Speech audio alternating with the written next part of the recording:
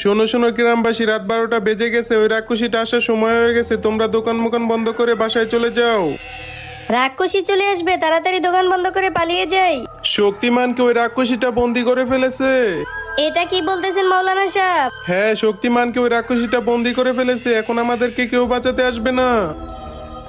শক্তিমান, তোর সামনে এখন মহল্লা সবাইকে শেষ করে ফেলবো। একবার আমাকে মুক্ত কর, তারপরে তোকে দেখাচ্ছি মজা। যা মাথা কাটা রাক্ষস, মহল্লা সবাইকে শেষ করে ফেল।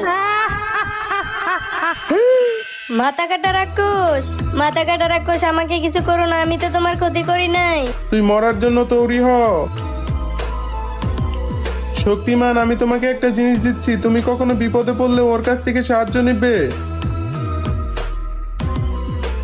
তুমি বিপদে পড়লে ওর কাছ থেকে হেল্প নেবে। বন্ধু, আমাকে সাহায্য করো।